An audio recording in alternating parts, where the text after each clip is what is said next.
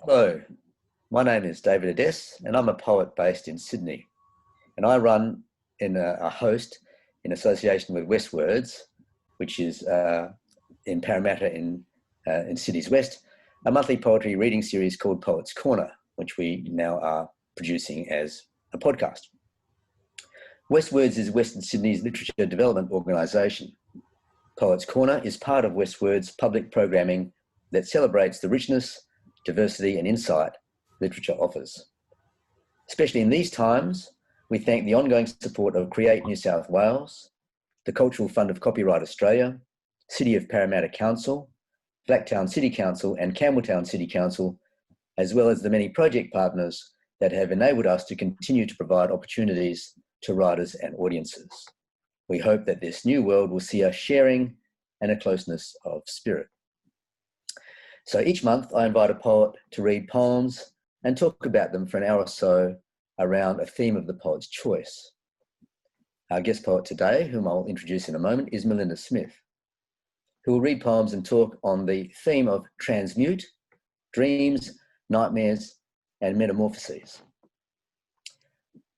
Before I start, I generally do what we call here an acknowledgement of country. I'm recording this from my home in Beecroft in Sydney. Melinda is recording from her home in the Australian Capital Territory. I would like to pay my respects to and acknowledge the elders past, present and emerging of the Wallamita people, the traditional custodians of the land in Beecroft, and also of the Ngunnawal, Ngambri and Ngarigo peoples, the traditional custodians of the land in the Australian Capital Territory, and to acknowledge also that they are the sovereign owners of their land, which has never been ceded or given up. Melinda Smith is a poet, editor, teacher, arts advocate, and event curator. Her latest book, Manhandled, has just been published by Recent Work Press. She's the author of 7 other books, poetry books, including the 2014 Prime Minister's Literary Award winner, Dragged Down to Unlock or Place an Emergency Call. She frequently collaborates with artists in other disciplines, including dancers, musicians, and visual artists, and is a former poetry editor of the Canberra Times. She lives in the Australian Capital Territory on Ngunnawal Country. Hi, Melinda, and welcome to Poets Corner.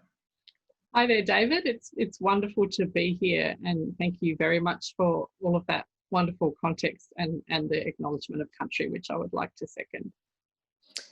You've chosen as your theme, transmute, dreams, nightmares, and metamorphoses. And when you sent me a selection of your poems, that included a quote from Ovid, which is obviously a good starting point. Obviously,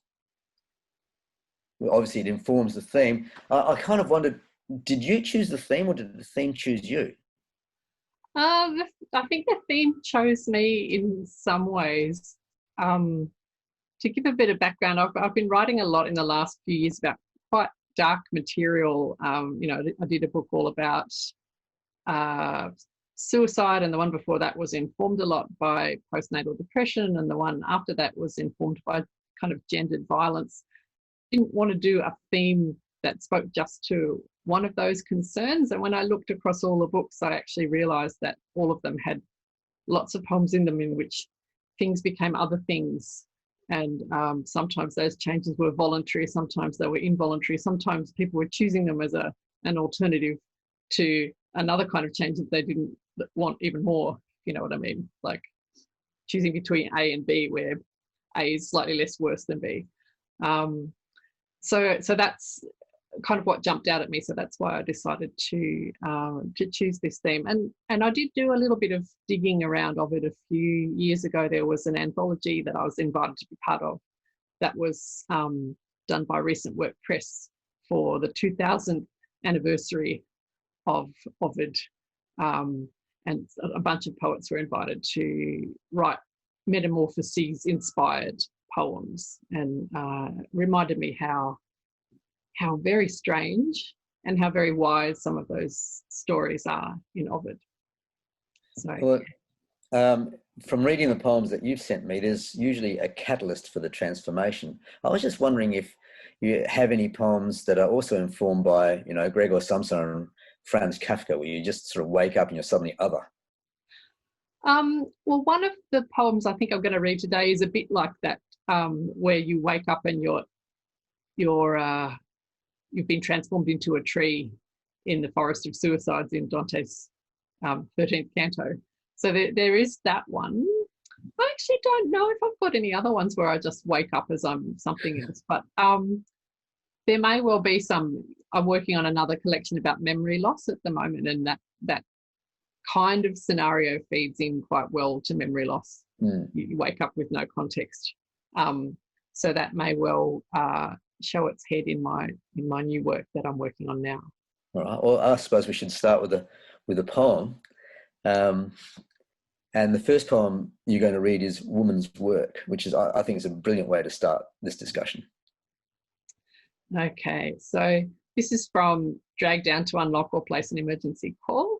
And I kind of chose it because it thinks about childbirth as not only, the child transforming from fetus into human, having an independent life outside with its own body, but it also metamorphoses the mother.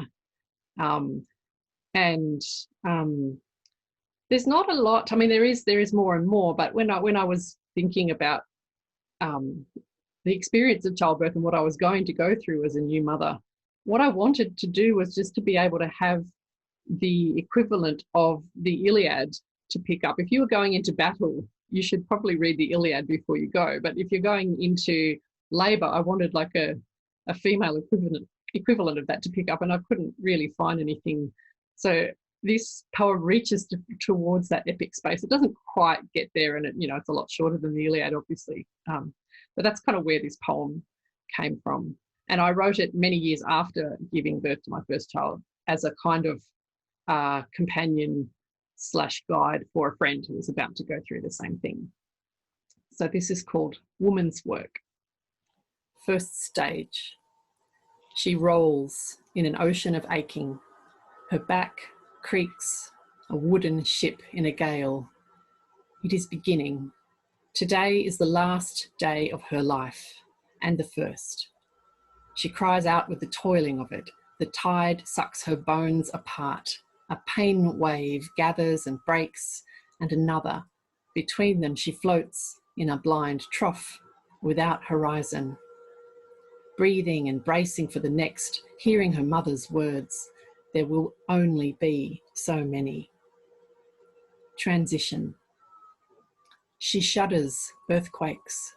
The land of her childhood buckles and tilts. Her feet will learn new terrain. Behind her closed eyes looms a huge rock, unmoving. Her mind latches on. Her mother taught her the name of the rock. She speaks it over and over. The rock is in shadow, trees and soil avalanche around it. It stays massively, perfectly still. The wind blows the sun backwards into howling dark. It blows down her throat and steals her breath. The black rock stays. She can no longer call its name. The wind dies with the moon's rising. In pale light, the rock stares down, wearing a calm white veil. Second stage. Down at her base it burns and stings. Bitter herbs, vinegar on an open wound. The swelling splits her, cracks her like an egg. Her mother said, "Push into the burning. It is the only way." She does not believe she can seek more pain, but the singers start the old chant and she prepares herself. She dares the fire again and again. She is a length of steel. She is becoming a sword. She feels lightning and tears like a temple curtain. Third stage. A new body heaves from her into the light. Exhaustion melts her. The women pass her the child. The singers chant again. Praise her. She has endured the great trial and renewed the life of the world. She has crossed over. She is one of the wise. Feed her a great banquet.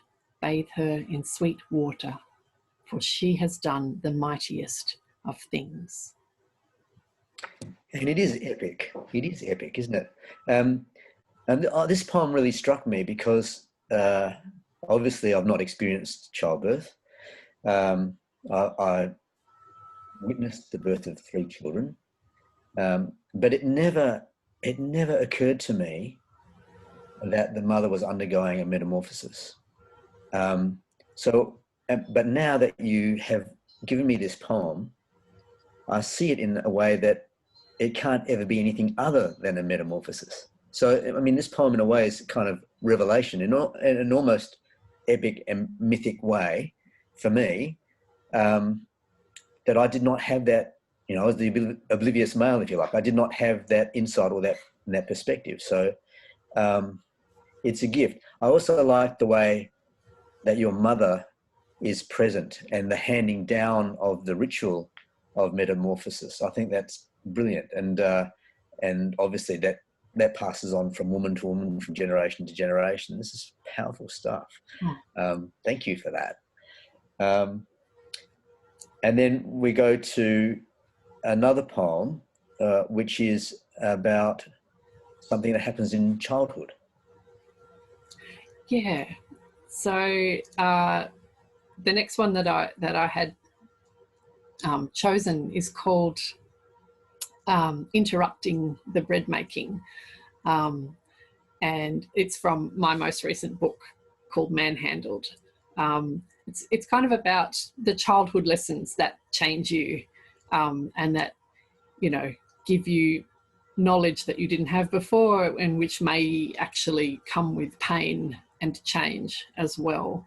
And we all have moments that we remember where we learned never to do a certain thing again because of the consequences of doing it. But also I feel like those moments of kind of advancing wisdom that you make as a child, I feel like they are also ever so slightly, you can think of them as little deaths of part of the child that will kind of never come back. There's certain parts of innocence that get kind of chipped away as the child gets older and older. And so they're a moment of change, and the child is changing from one thing into another thing. And that, in this poem, there's a physical kind of impact of that as well. Anyway, I'll read it and you'll get the idea. Interrupting the bread making. The frost has woken her early. She pads into the freezing kitchen in her hand-me-down quilted dressing gown, sniffing the yeasty air. She is discovering for the first time her father's secret early morning life. Almost younger than words, she can only stroke solemnly the ears of the knitted rabbit cradled in her arm and watch as her father, clapping flour from his grey hands, wrenches open the door of the pot-bellied stove, prods a roaring orange monster mouth with a dark metal wand. There are nuggets inside, blurred with flame. They flare and settle. The mouth spits little pellets of grey onto the hearthstone, like biscuit crumbs, like bread crumbs. She reaches for them. Too late. The air is full of loud, and from that moment the word no is black and orange and ash, is the sound of skin sizzling, is the texture of a puckered fingertip. And don't touch somehow smells like coking coal and yeast and father, and curiosity, stubbornness, defiance, sting like bare feet on a winter morning, chafe like coarse wool, dig like a dressing gown cord, pink, frayed, tied too tight, a cord which is not umbilical, but which is nevertheless a species of tether. Skin sizzling. Do you have a scar, Melinda? No, actually, I've done other things to myself since that I had, but it was one of my, index fingers, probably my right index finger, and I can still see it when I look there. I can still imagine that incredibly unsettling feeling of the skin kind of semi-melting. It wasn't, it was just sore for a few days and had to have a Band-Aid on it, and then it was fine. But my goodness, it was my first lesson in, listen to what your father says. Yeah. What interests me here is that you use metamorphosis as a lens to examine even small events. Now, I've always thought of metamorphosis, I suppose, in terms of an epiphany or a seminal life-changing event, but the way you use it, anything that's transformative can be a metamorphosis of sorts. Yeah, I suppose I think that, you know, we have death and taxes, but I think the other constant in human life is change, and it's we are kind of in a process of becoming almost all the time. I mean, I think that the point where you stop changing is the point at which you kind of start to head down the long slope into like the final death, as you might conceive of it. But I think yeah, it's, the change is coming. Change is going to come at you just because you're alive, and then the question is how you react to that change, whether you kind of preemptively change so that you can avoid what's coming, or you kind of face it and go with it and try and lean into the change. So I like to think about all of those things. Yeah, as because we don't live in an age where we can conceive of ourselves as gods, or of gods kind of having, you know, battles in the sky above us, we can still use those stories to understand the process of life, and use them to kind of make our own lives more comprehensible, and give ourselves the illusion sometimes that we've got a bit more control than we do. Well, I've always been, you know, attracted to Walt Whitman's idea of, you know, I contain multitudes, and passing through many iterations of the self. But I've never really thought of it in terms of the transformative nature of that, of that we transform, we do move from one self to another self, and that each time we do that, there's some kind of metamorphosis taking place. I think your poems do draw that out. Yeah, I mean, in life you pass through a lot of doors, and some of them are only one-way doors. You know, you can go through the door and you're never quite the person that you were before. And that's the kind of thing I'm kind of unpacking in and these poems. You can never go back. You can never go back. But, right. You know, if you contain multitudes, then, you know, today you can be the happy person and tomorrow you can be the sad person. And that's possible, and that's not a one-way process. But, you know, you're the person, today you're the person who, you know, has their life and health, and tomorrow you're the person who's being diagnosed with a chronic illness and you have to live in a different way for the rest of your life. You know, that's the sort of one-way door that I think of as, you know, more like a metamorphosis. You have to learn to do with what you've got now, not what you had yesterday. Now, your next poem, and I'm interested to know how you're going to do that. Let me just remind myself. Oh, I see. Yes. Oh, and it's the one that you know, goes quite neatly into what I was just talking about.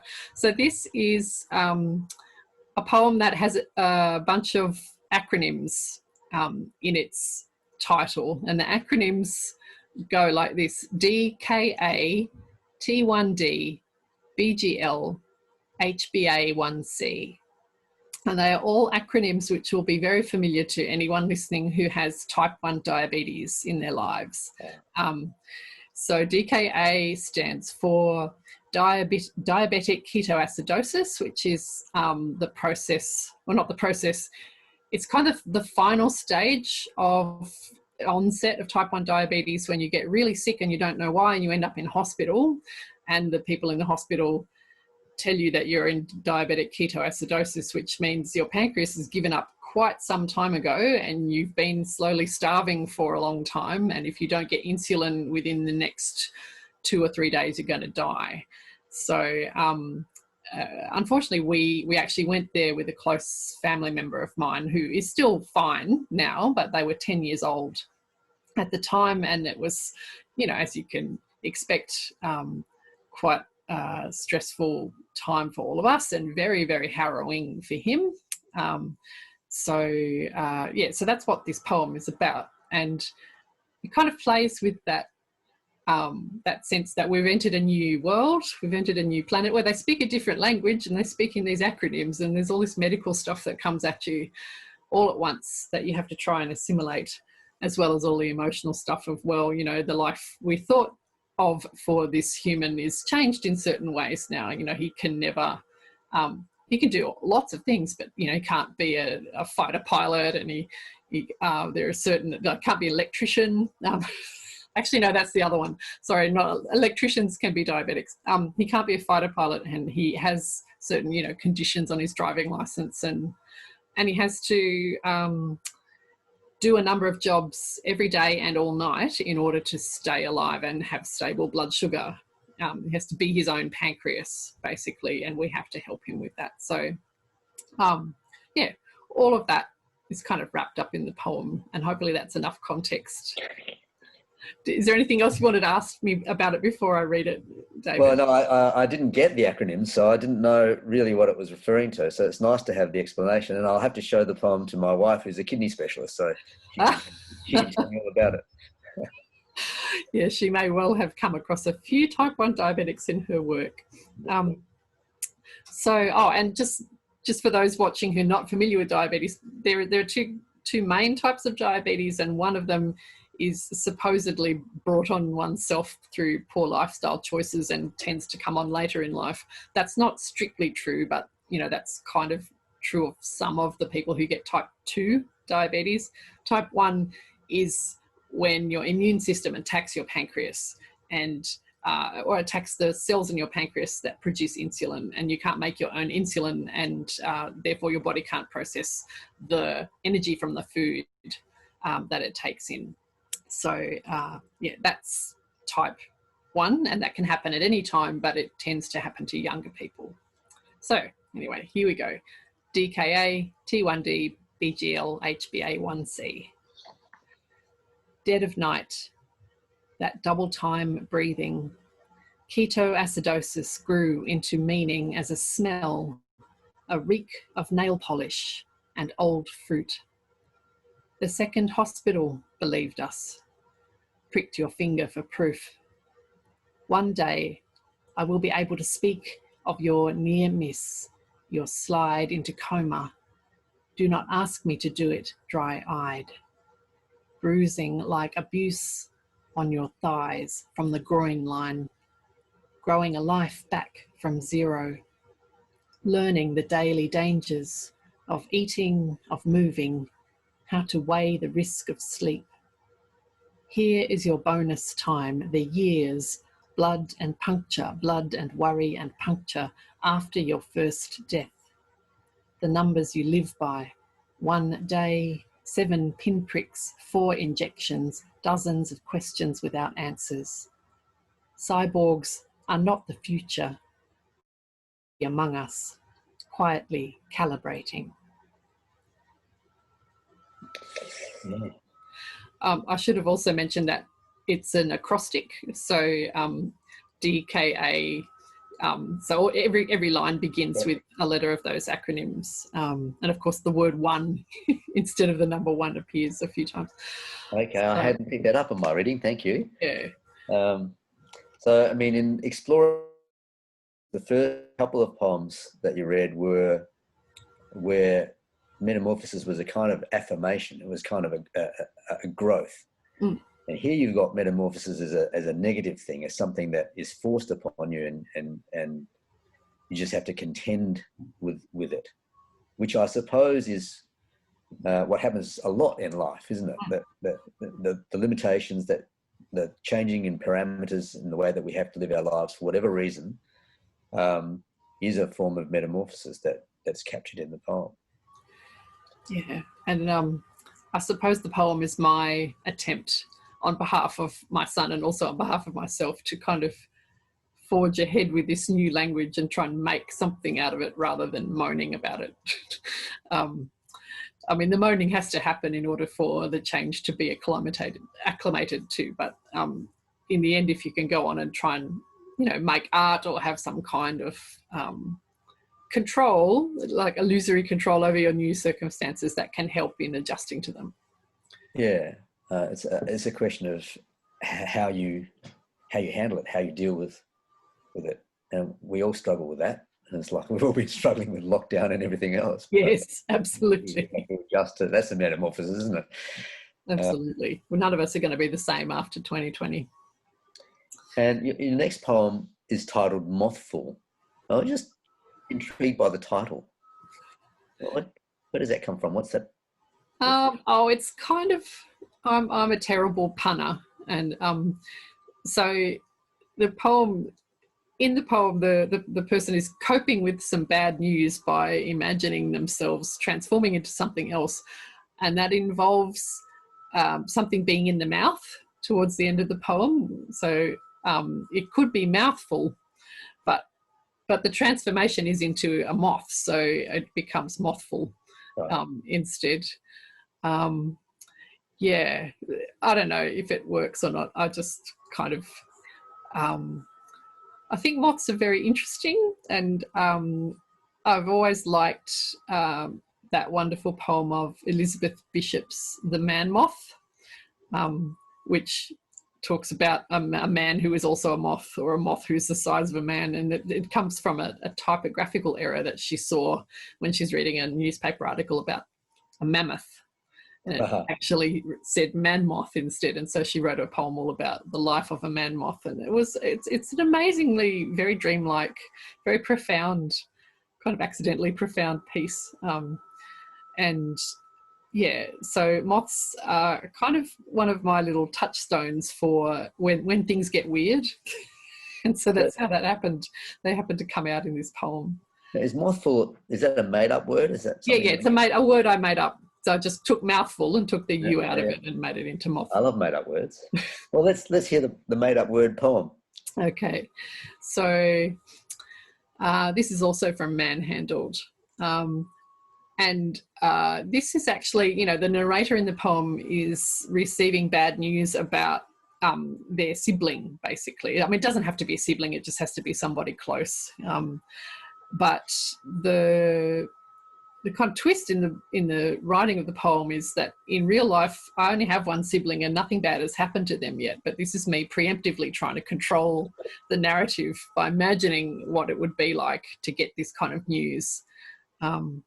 So, and also, it's kind of also a poem written for everybody who has had this happen in their family as a kind of empathy exercise. Mothful. You close the door, leaving your news behind like a tiny egg. I send my voice after you. It thickens, sweeps soft from my lips. It has become a dark brown thing, a furred wing, flailing. I am freighted with words for you. I carry them between my teeth, jokes, nicknames, rules for pillow fighting, the particulars of the broken window, the fact that stage 3 is not stage 4. How I know about your shoplifting charge from year 10 and still remember the precise location of the matchbox car I hid from you in 1979. The great results they get from keyhole surgery these days. The words clog and swarm, and all I am is this wrong kind of chattering. It makes me think how after fire certain blackened saplings grow their leaves, wrong that is, all along their arms, not out at their fingers. Like the charred bark can only speak its cause over and over, having lost all other habit. But I can't tell you this or anything like this, only cough you the moth dust from under my tongue. Is there a sense here that we are all grappling with metamorphosis all the time without necessarily being conscious of it? That we're living in a world where we're awash with speech and words and everything is coming at us, but things are not being articulated, and we are struggling to make sense of what's going on with the people around us and in their lives, and how things might be changing, and that we don't fully understand. Is that part of what's going on in this poem? Yes, I think so. I just yeah, I agree. Actually, that's you just described a kind of a movie I want to see.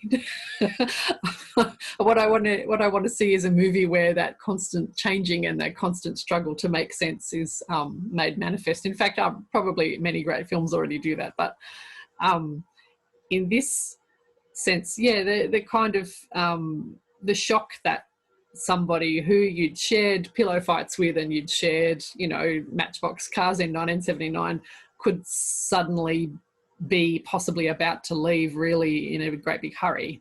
The shock of feeling the mortality of your sibling and the feeling the mortality of yourself. You know, in the poem, the narrator of the poem experiences that as a kind of, you know, being transformed, well, her voice really transforming into something that she can't speak with. So she's struggling to articulate all of those feelings. And then there's that other image of the kind of the burnt tree with the leaves growing all along the branches rather than, you know, out at the end where you would expect them to grow. As another image of this is a permanent change and you know, I'm going to keep growing, but I'm going to have to do it differently because I've been shocked out of my normal way of being. So, yeah, sometimes we do experience moments like that where everything shifts and we just have to kind of keep going with, as I said, with what we have now, not what we had yesterday. But we don't always understand the shift, do we? No. I mean, we experience it as trauma and confusion, and it's only, you know, many in my own life as a poet, it's only generally several years after trauma and confusion that I have any words at all to make sense of it. But, you know, one of my bits of a vocation as a poet is to find those words and make sense of that experience, and maybe they will be in front of somebody who's closer to it and be of some help to them in articulating what they're going through. Okay. The next poem is The Undiscovered Country. Rightio. Big one here. Yeah. So, did you have any questions you wanted to ask about it before? No, read on. We can have a chat. Okay, we can have a chat afterwards. This is from my kind of next to last book called Goodbye Cruel, which is all about the subject of suicide. And there are various, you know, characters or narrators in the book who have various kind of interactions with the phenomenon of suicide.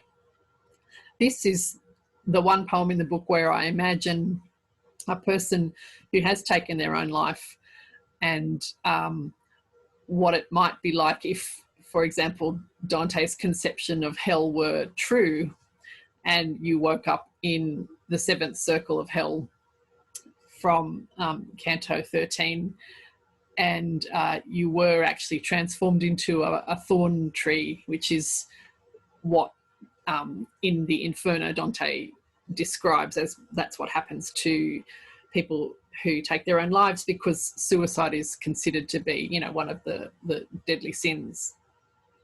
So what else do I need to let you know? It starts with an epigraph from the bit of Dante that describes the forest of suicides where the poison thorn trees grow. And it kind of transplants that landscape slightly so that it is possibly a kind of a bunch of casuarinas growing on some grey sand next to a coastal river. And I think that's about it. Oh, and a content warning, obviously. It has suicide and also self-harm in it. The Undiscovered Country. When an exasperated soul tears itself from its own body, Minos condemns it to the seventh abyss. It falls into the forest, lands nowhere special, wherever fortune casts it, and there it germinates like a dropped grain of spelt. The leaves here are not green, but some colour drained of light.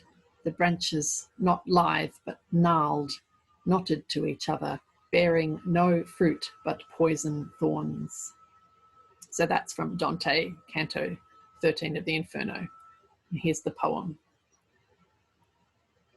Waking here, it seems I have taken root in a stand of coastal trees, of a kind I have seen sometimes by tidal rivers where the air smells bad. Each of us has tiny needles for leaves. Our bark is almost black. The wind scrapes us against each other. and we moan. Our ground is grey sand, pitted with an impossible number of ant holes. We block so much light, nothing else grows but ivy, escaped from some place it would be more welcome. Mosquitoes rise from the river in the evening to sing in our ears like tinnitus, our ears which we have lost. Somehow it has been arranged that we can still hear that which is unpleasant.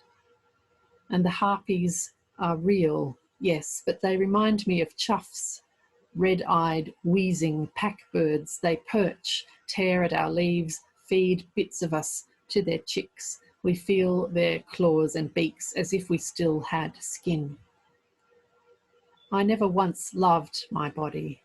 At first I hardly noticed it. Then later, when it bled every month, when my breasts swelled, intruded themselves, complicated my every move, it felt more like a punishment, a humiliating costume into which I had been sewn. Too big, too floppy, too pale, too slow. Sometimes I tried to take control, to starve it, cut it, knock it out with drink. Later I simply bore it as a burden, as one does. I can barely believe I had the gall to get out, to rip the seams and shed it to the floor. I will be a long time growing in this grey sand, a long time missing every fleshy inch, every organ, regretting my frenzied exit. No coming back from that. On the last day, we will be sent to find our bodies again. We are to drag them back here through the ants and the ivy, to hoist them on these black branches. Others are permitted to wear theirs once more, coats fetched from a cloakroom, but we have forfeited that right. Mine will be dangling just there, turning slowly in the bad air from the river. Every so often I will meet her eye with my eyes, which I have lost. Somehow it has been arranged that I will always see that which is unpleasant. Yeah, it's a poem that it's got a lot of striking imagery in it, but is very visceral as well. What prompted you to write this? Where did this come from? Well, I suppose the whole series of poems that it forms a part of is a meditation on suicide, because a couple of people in my close circle had at that time been having thoughts of ending things, and I found that as an observer and a relative in some cases quite difficult to bear, because if somebody really wants to leave, there's nothing you can do to stop them, and it's kind of, in one way, it's their right to go, and just accepting that is quite difficult. But as part of trying to process that, I wrote a whole series of poems meditating on that and looking at it from a lot of different angles. And I thought, well, we need to get inside the head of a person who's been through that final door and see what it might be like on the other side if things didn't turn out the way they hoped. And so that was obviously the body that I'm most familiar with is mine. So I'm imagining what it would be like to have ended this body and then be turned into a poison thorn tree. But, I'm also thinking about that regret that you don't know if someone who takes their own life gets a chance to feel. But that would be an important part. If you did actually go to hell, that regret would be part of the torment that you would suffer. So I'm kind of thinking about those kinds of things, and that part of the poem where the body gets dragged back and hung on the tree in front of them, that's not me, unfortunately. That's Dante. That's what he said was going to happen for suicides. Everybody else in hell on the last judgment day gets their bodies back temporarily in order to go and get judged, but the suicides have to carry theirs because they didn't respect them enough when they had them. It's part of their punishment. So, so part of this is just me grappling with how creepy all of that stuff is, all of that finely imagined psychological torture that goes along with the physical torture of the conception of hell. And I'm not myself religious. I am the child of a priest, an Anglican priest, and so I've grown up in kind of breathing the Bible in, I suppose, but not necessarily the Catholic conception of hell, which is where, you know, the Inferno comes from. But, you know, so there's a lot going on in that poem. I'm not entirely sure it makes much sense to anyone else, but I'm glad that you asked me to read it. Yeah, no, well, I was very taken by it, but it was a poem I felt like I would have to read and reread to sort of come to some insight about it. But it's very striking lines like, to rip the seams and shed it to the floor. I mean, I've never imagined even suicide as something quite like that, but of course it is, metaphorically at least. Yeah, metaphorically. And if you feel you know, if you don't feel at home in your body, it can feel like, you know, some kind of crazy costume that you just want to get rid of. But in order to do that, you actually have to end your life. And that's, you know, the biggest of all the one-way doors that we've been talking about today. I mean, there's lots of ways of ending your life without physically ending your life. And you can transform into something completely different, and people do that. There's that endless quest for identity and changes of identity along the way. Some people are unrecognisable from who they once were, but this is the final way, as you say. Yeah, the final way. Well, let's move on. Actually, before we do move on, this poem taps into the mythology, I guess, that sort of is Dante's world.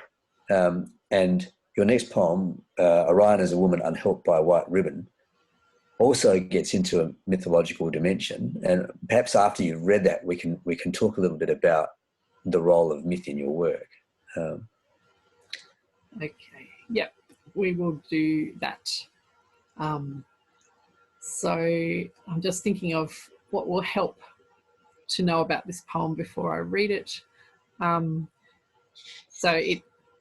There are some star names in the poem because it's kind of there is one stanza for each star in the constellation of Orion.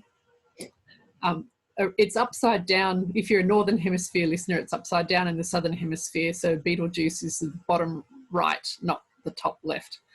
And it's a content warning for this as well. This is domestic violence or intimate partner violence.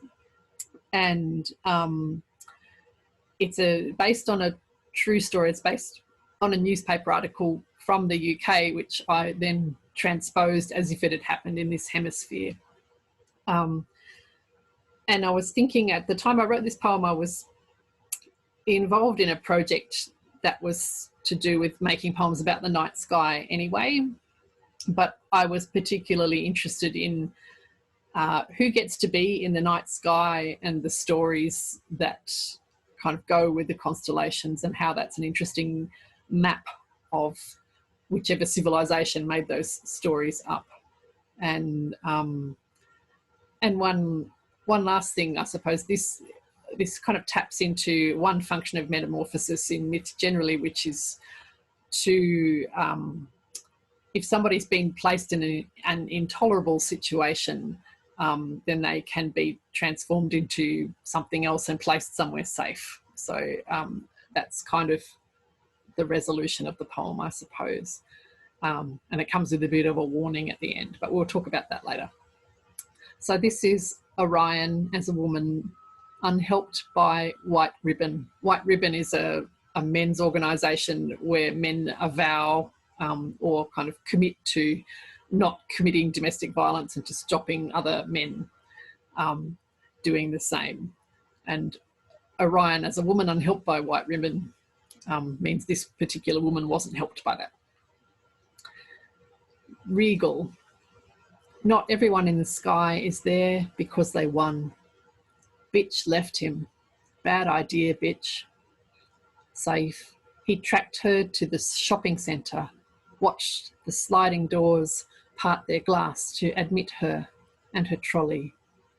Hatzia scrambled under her car, waited, heard her return, heard her heft the bags into the boot, waited, heard her opening the driver's side, moved, rolled, rose, took aim before she could close the door, saw her wide eyes, saw her turn, too late, the bullet shattering her left thigh, watched her double over, gone pale, gone Mintaka, blue-white with the thought, her child in her belly there jutting above the seat belt, heard her, Al-Nilam, scream at him.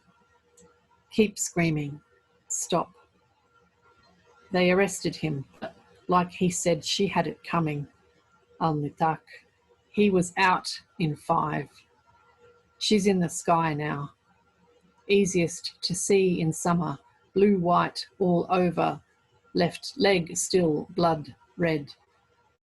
Bellatrix, and there above the seatbelt her baby crying out inside her, its tears bead and glitter, 3 of them, drop down. Mesa, every October she rains, little traumas, falling into the spring night, falling as meteors. We ignore them. Beetlejuice. In a year now, her wound star will go nova, already 8th brightest in the sky. When it is reborn, not even the sun will blot it. We'll see it wherever we go, all day, all night long. So, mythology. Yeah. Does mythology find its way into your work, or do you actively look for mythology as a tool for your writing? Probably it's more accidental than deliberate, or at least when I'm conceiving of a poem, a myth that's relevant might suggest itself, but I don't often go looking for a poem to talk back to a particular myth. I think maybe I've done one of those when I was commissioned to do one about Narcissus, but that's about the only one I can think of. So Orion just presented itself because, Orion, I suppose I was thinking about this poem during summertime, and Orion is just right there all summer. It's like so easy to see, and for a almost star illiterate person like myself, it's one of the constellations that's most easily recognizable. And the red star that's at the bottom of it is actually, that part of the poem is accurate. It's going to one day, possibly even while we're all still alive, it's going to go supernova. It's very, very, very close to blowing up, and it's going, therefore, to be extremely bright.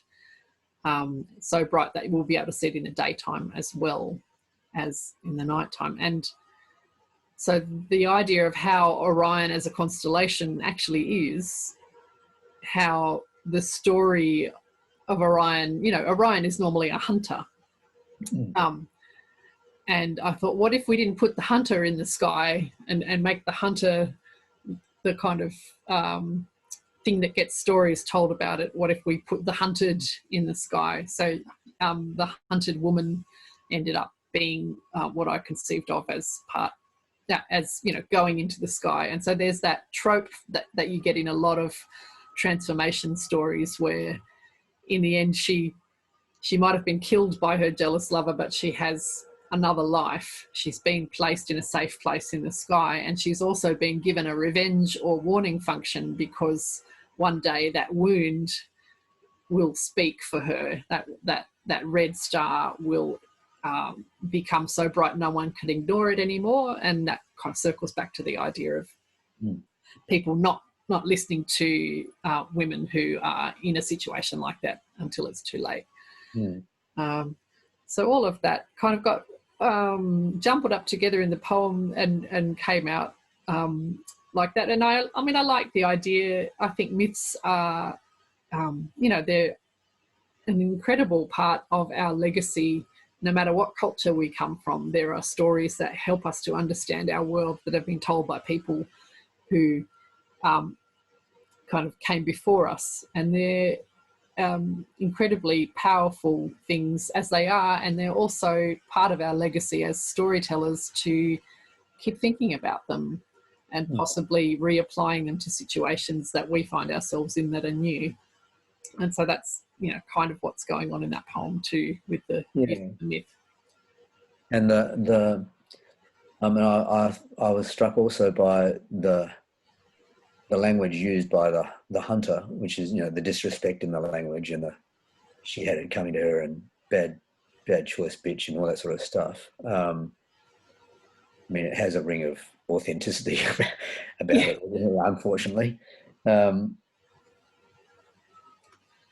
It must not be easy to go to these places. And I mean, do I find soft and fuzzy poems in your work?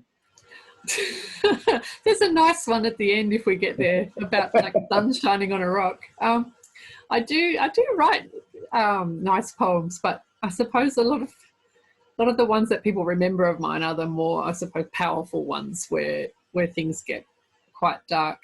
I can remember being recently, I took my teenage sons, through necessity, I dragged them along to a writers' festival where I had to give a reading. And I think it was the first time in many years that my eldest son in particular has heard me read my poems. And he said afterwards, "Oh, your poems are so dark." Oh, it's awful. So I'm not this. I suppose I like to put the darkness in my poems so that I can go about my life. You know, it's a good place for it. As an artist, I think it's a helpful way to proceed rather than hanging on to the darkness. If you can kind of channel it and put it into the work that you're making, then it's more contained, it's more controlled, and it's more understandable. Once you've written about something, you can walk all around it and look at it, and it's not as overwhelming as when it's, you know, a feeling or even just, you know, in that sense, that's not something, that poem, that has ever happened to me or anyone I know. It was just me reading a newspaper article and feeling terrible kind of pity and fear for the woman involved. So it really was just partly me processing those emotions and trying to turn them into some kind of memorial to everyone that's happened to. And at the same time, get it out of your system. Yeah, exactly. All right. So the next poem is different again, Fugal State. Okay. Sorry, I'm just going to switch over to where I've got my poems up so that I can read it for us. There we are. So this one is also from the most recent book, Manhandled, and there's a whole bunch of poems that think about the fugue as a kind of structure. So in music, a fugue is something where you have a theme introduced and then it comes back repeated but slightly changed, and then it comes back repeated but slightly changed. So it's kind of a thread that weaves through a piece of music, and there's a whole series of poems that are constructed like that in the book, and I just called them fugal states. But this one also looks at the other meaning of fugal state, which is, you know, a kind of memory loss / amnesia episode. And, you know, these have been documented in people lasting for months and even years, where they forget who they are and they kind of fall into a different life and develop different friendships and get a different job and different place to live. And then one day they wake up and they remember who they used to be, and they that creates all sorts of problems for people who experience these fugal states, as it were. So I was thinking about that, and I was thinking about, that's a very extreme example, but you know, we all can forget things from time to time, and sometimes there are things that we want to forget. And so I was kind of playing with that dynamic. in the poem. And so this is memory loss as metamorphosis, if you like. So here we go. Oh, and it has an epigraph from the French philosopher Maurice Blanchot, who had a book called The Writing of the Disaster, which was put into my hands by another poet, Matt Hetherington, who I talked to a lot while I was writing this book, and he was very helpful. So this is kind of for him, I suppose. Fugal state. Always returning upon the paths of time. We are neither ahead nor behind. Late is early, near is far. Maurice Blanchot, The Writing of the Disaster. Here's the poem. You are always beginning again. It is only a matter of degree. You walk into a room, forgetting the book you came looking for, walk out with a dirty glass.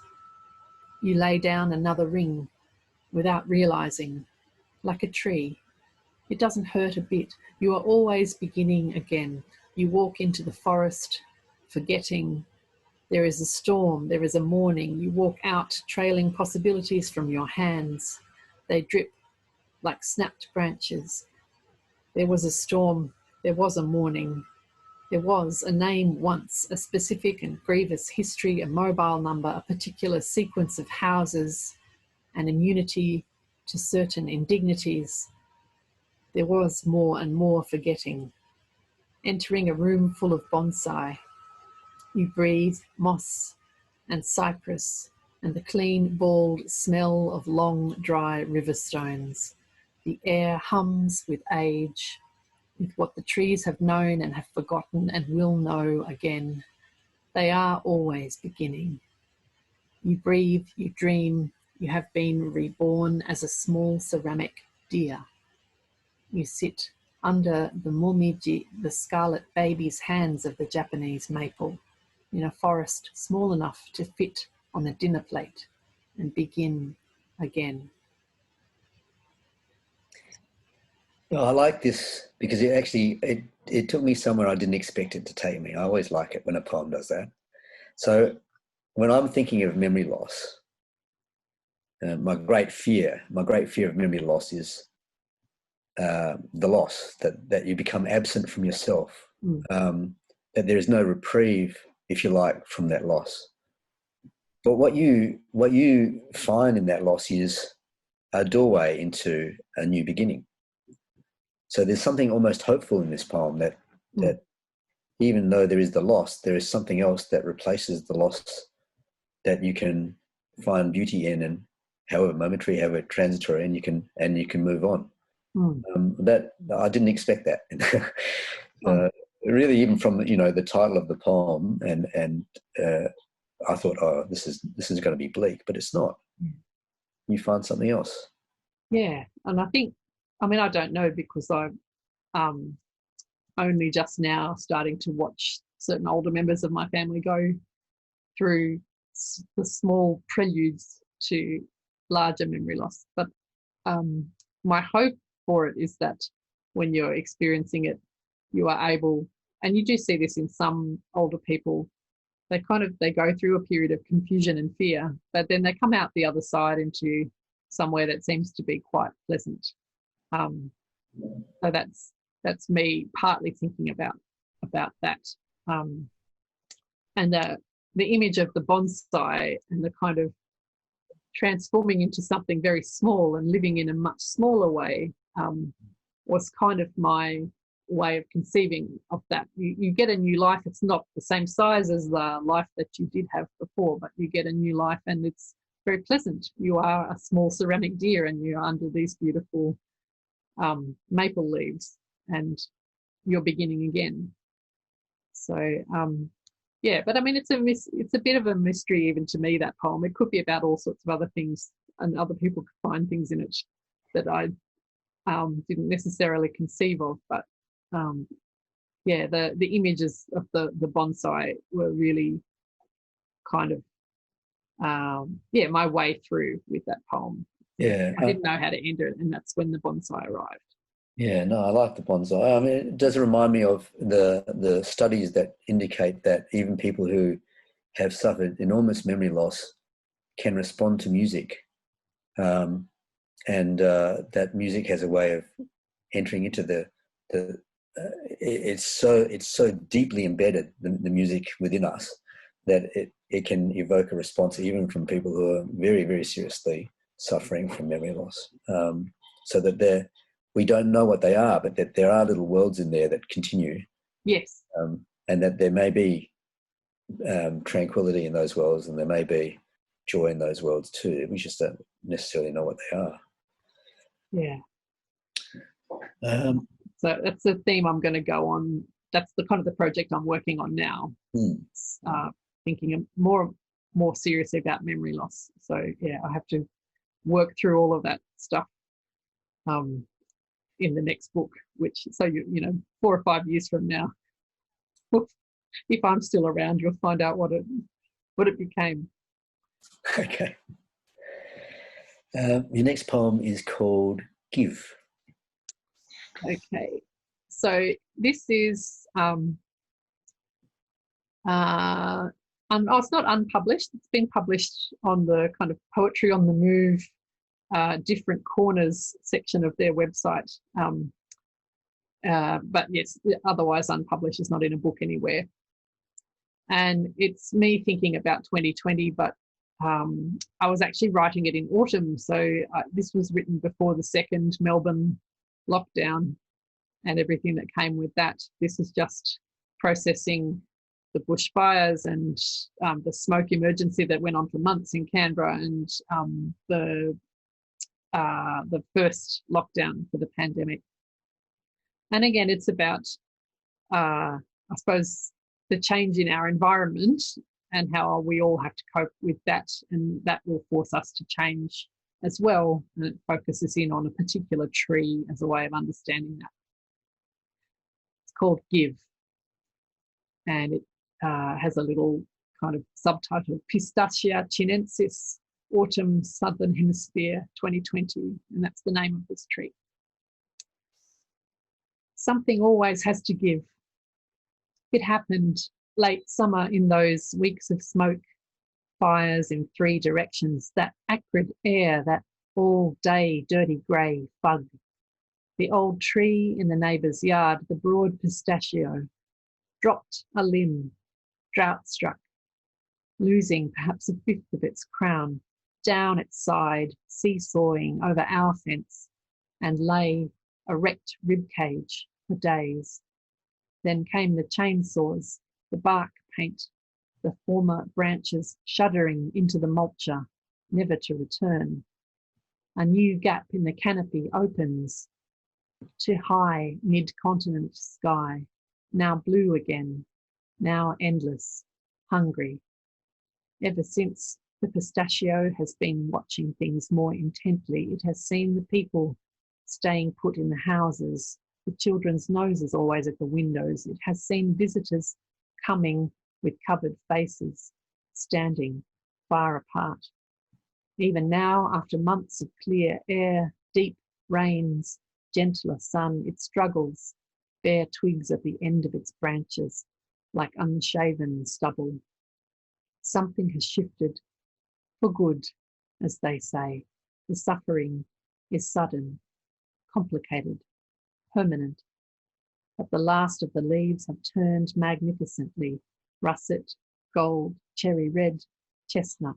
Today it showers them into the bright air, joyful, spinning ticker tape, a gift for no one in particular, preparing to meet winter, its wife, tumbling confetti by the fistful. Yeah, so in the notes that you sent me with your poem, you said this is about environmental change, metamorphosis of the world, and the wounded life within it. Well, environmental change and metamorphosis of the world is a constant, isn't it? It's always going on. And I guess you could say it's accelerated now. Many poets are trying to grapple with this and what it means for us. Are you here, and you find at the end, even in this change, the beauty of what can be provided by the change? It can still be so beautiful. But are you simply trying to chronicle something here that's happening, or are you trying to do more with this poem than just chronicle an event? I was trying to, I suppose, honor the way that nature has of adapting. So I suppose it's still chronicling what's happening. As you can see from the poem, it's very small in scope. It's just the tree that I can see. In fact, I'm sitting in the spot where I wrote the poem, and I can see that pistachio, what's left of it, out the window as we speak. So it's kind of taking a small focus, because we are all forced to take a small focus when we're locked inside our houses all day, and it's trying to understand very big things that are out of our control, and making peace with the fact that I'm not trying to make it I'm not trying to make the poem tell people to give up on trying to halt climate change, or go for renewable energy or anything like that. I'm just trying to make peace with the fact that whatever happens, there's a fair amount of change that's baked in already, and the way that we live is going to have to alter. But that's going on around us all the time. If we look, trees drop limbs all the time, and they learn to live on. Species habitats get smaller and smaller, but some of them cling on.